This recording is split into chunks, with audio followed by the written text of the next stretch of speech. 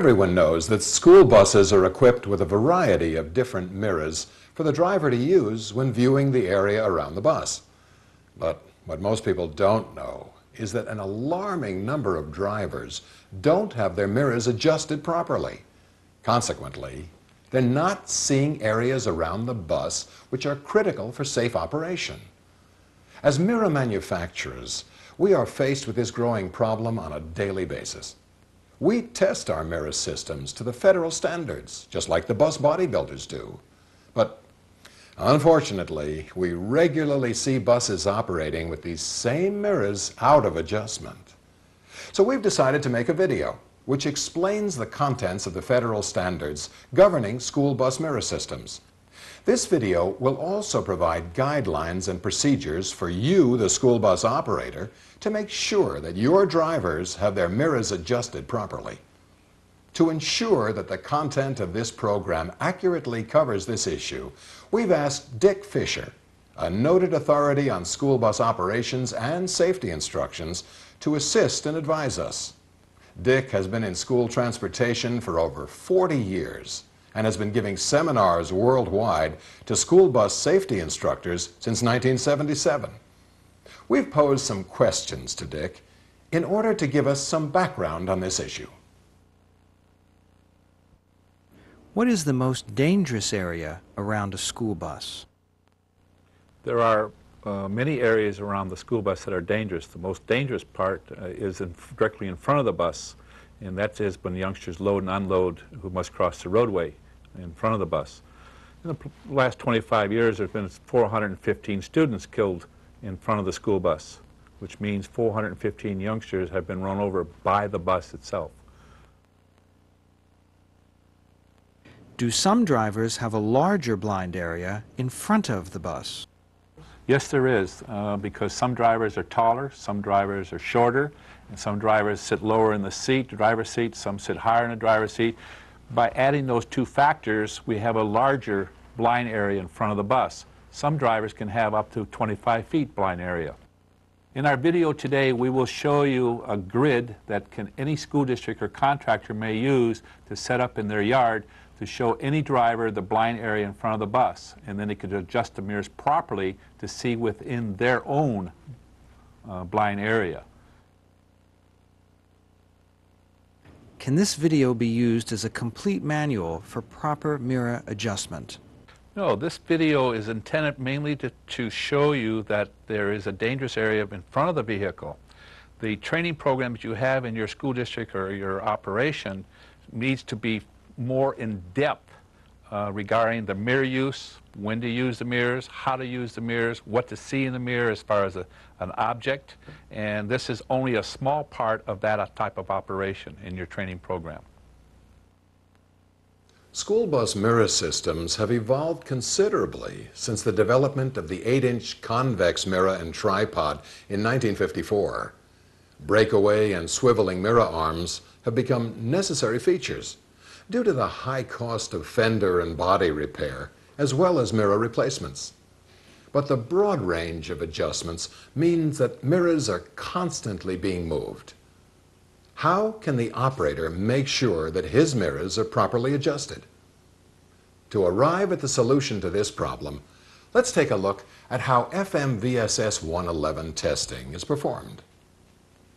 A series of 1-foot-high cylinders are placed around the bus in accordance with Figure 2 in the standard.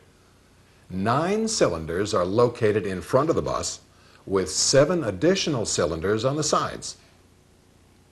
These cylinders need to be seen by the driver either through direct line of sight or indirectly via his mirrors.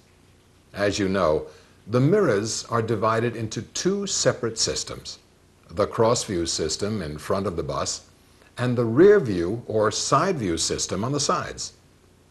The cross-view system needs to show the tops of the front 9 cylinders, as well as the cylinders by the front wheels, and the 3-foot-high outermost cylinder by the right rear wheel. This cylinder needs to be seen by the cross-view system with certain image size constraints, which are beyond the scope of this video. The bus bodybuilder has already confirmed those image sizes, and you, the operator, need not reconfirm them. The rear view system is required to show the tops of the 4 cylinders nearest to the rear wheels, as well as 200 feet behind the vehicle. If it's possible that the mirrors may be moved each day, the average operator may wonder how to determine if the mirrors are giving the proper coverage on a daily basis. Actually, it's quite simple. The cylinders are not needed.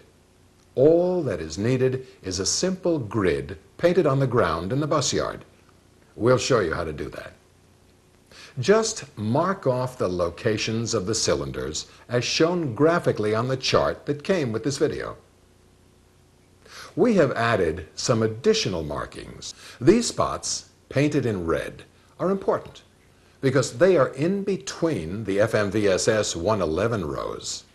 In a Type A bus, the driver can see the row of spots at 12 feet without using his mirrors, but he may not see the row of red spots at 9 feet. This is part of his danger zone or blind area. He needs to make sure that his mirrors cover that area, even if FMVSS 111 doesn't have a row of cylinders at 9 feet. Also, we have added additional rows of spots, painted blue, at both 15 and 18 feet in front of the bus. These are similarly important because, as Dick Fisher mentioned, in a Type C or conventional school bus, the driver's danger zone or blind area in front of the bus actually extends out to almost 18 feet. Even though a school bus cross-view mirror system will be compliant to FMVSS 111 if it covers the ground 12 feet in front of the bus, many of today's cross-view systems can be adjusted to show 18 feet out as well. If you are concerned that FMVSS 111 requires that the tops of the cylinders, not painted spots on the ground, be seen in the mirrors, you need not worry. These cylinders are 1 foot high. It is actually more difficult to see ground level. If you paint 1 foot circles on the ground at the same locations and they are visible in the mirrors, then you would definitely also be able to see 1 foot above the ground. The basic grid should be painted in a bright color, with the rows of spots in front of the bus painted in several different bright colors. This will help the driver distinguish between the spots and determine if all are seen. Each time a bus leaves the yard, the driver should pull up to the grid and check that he sees the grid in his mirrors. The spots by the rear wheels should be painted in a different color for each bus type.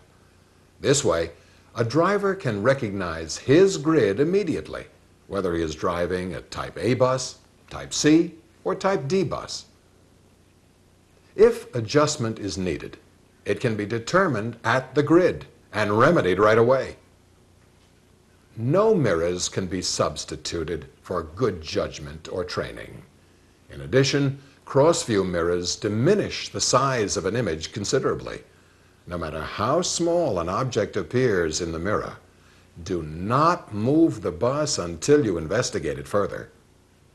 As always, there can be no substitute for proper driver training. The contents of this video are intended for use only as suggested guidelines. If these guidelines are followed, operators and districts can rest assured that their drivers are seeing the proper field of view around the bus.